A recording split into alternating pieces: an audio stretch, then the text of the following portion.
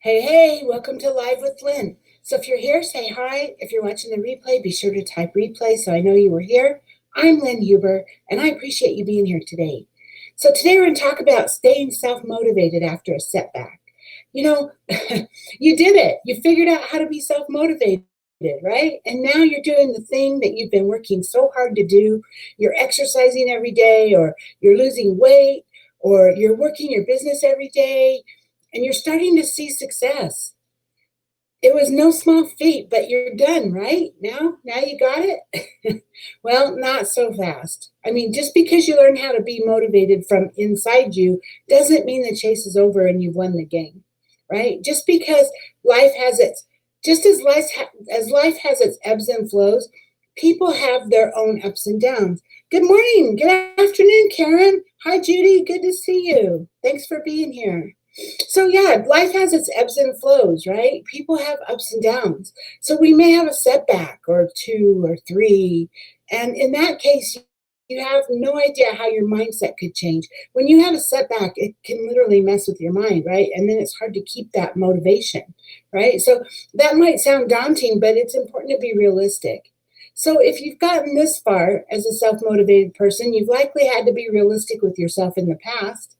It's not game over. You've just started a new level, a new phase of life that you have to conquer. And so, yeah, after a setback, you should give yourself some time to mourn or otherwise process what you have gone through, right? But ultimately, you don't just want to move forward, you need to. You need to move forward. The key is to find ways to get and stay motivated. So I have some ways to help keep up that self-motivation after you faced a setback. So the first one is redefine your approach. So if you did the same things for your entire life and you never made any changes to your approaches, you probably wouldn't make much progress, right? When you feel like you hit a roadblock, view it as a chance to figure out a new way around it. Shake things up. What can you do differently, right? Just really think about that. What can you do differently?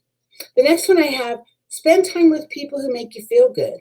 So we all have all kinds of friends and people in our lives, and some are better for us than others, right? Not everyone makes us feel great, though. And just because a friend or family member truly loves and cares about you, that doesn't mean that they're the best person to spend time with in every circumstance. Almost everybody has friends that they hang out with when they need to blow off some steam and have fun. So those are the friends that they go to when they need help and emotional support. And then they have friends who keep it real. So determine which friends and loved ones are the best that you need to spend time with right now, and then reach out to those friends. Totally. Yes. Thanks, Judy. So give yourself some TLC. The first thing that you may do when you experience a setback is get angry with yourself. That's so easy, right? It's so easy to turn from self-motivated mode to self-deprecation mode in just a matter of moments. So don't do that. Don't allow yourself to do that. Instead, remind yourself of all the great things you've done, all your accomplishments, and all your wonderful qualities, because they're there. You just need to remind yourself. Give yourself a designated period of self-care, because as soon as you start beating yourself up about something, it's going to be much harder to get those inspiration levels back up later. Then the next one, reward yourself at least once daily. So while you're indulging in self-care, be sure to do at least one positive, uplifting thing every day. That doesn't mean finishing a pint of ice cream or staying in bed all day, right? As much as we might like that, that's going to just bring more problems. But it means you should do something productive that makes you happy. Like try taking a walk outside or cooking a healthy, delicious meal. Maybe you'd like to try out a new hobby or start going to the gym. Find something that you love to do that you can reward yourself with. Next, good morning, Anitra. Good to see you. And Karen, the comeback is always greater than the setback. Exactly. That is so true. So you just need to be prepared to stay motivated and make that comeback happen, right? Okay, so the next one, let the past be the past. It's called the past for a reason. You could spend hours thinking about what happened before your setback and how you could have changed it. And hindsight is 2020. And so the only thing that's going to happen there is it's going to make you feel worse. You can't keep going back and looking at what you could have done, or, oh, I wish I would have, because Because seriously, you now have, like I said, that 2020 now. You didn't know then what you know now. So you can't beat yourself up for not knowing then. Like Maya Angelou says, when you know better, you do better, right? So be confident in your decisions and don't look back. And then the next one, look forward, don't dwell. So depending on what happened to cause your setback, you might feel guilty or resentful, or maybe you're just afraid to move forward. You might even replay the events that happened over and over in your head until it becomes unhealthy. And so you have to break that pattern in order to move on. So that means giving yourself a reason to look ahead rather than getting stuck. So one thing you can do is make plans and find ways to force yourself to go through with them. And in the beginning, this might be as simple as signing up to attend an event and inviting a friend. Or, maybe you can try using some visualization techniques where you replace those negative images with positive images of you moving forward and getting past your current situation.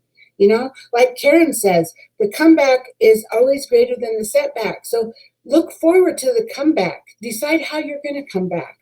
That's like pretty cool. That's like moving forward, right?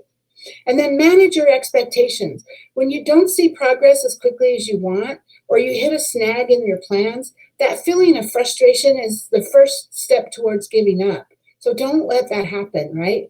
As obstacles pile up, frustration becomes despair, and then you might start telling yourself, I can't do this, or this goal isn't attainable. I'm not going to be able to achieve this.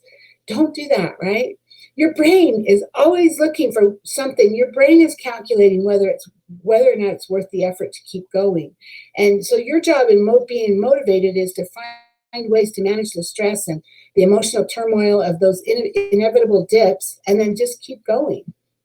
You have to believe in yourself, and you have to believe in your capabilities.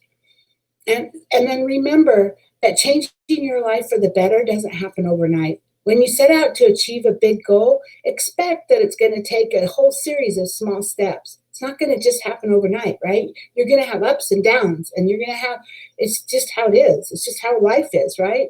And so when you feel a dip in your self-motivation, remember that concrete actions that you can take to avoid crashing and giving up too soon. Think about that. Have a plan. What can I do, right? Turn to your friends. Get guidance from wise people in your circle. Practice self-care and stay positive. And probably most important, celebrate your successes every step of the way, because pursuing a big dream isn't easy, but you are worth it. So, hey, I'd love to hear from you. What's your take on self-motivation? What works best for you? Do you find yourself motivated more by external rewards or by internal drives? Do you have that drive inside you? Did you find that your motivation differs in different areas of your life? Please get down in the comments and share your thoughts. I would love to hear your stories. And thank you, Karen and Judy and Anitra, for being live with me today, and anyone else who might be live who just didn't comment, and anyone who's watching the replay. I appreciate you. So go out there and have an amazing day, and I'll see you tomorrow. Bye-bye.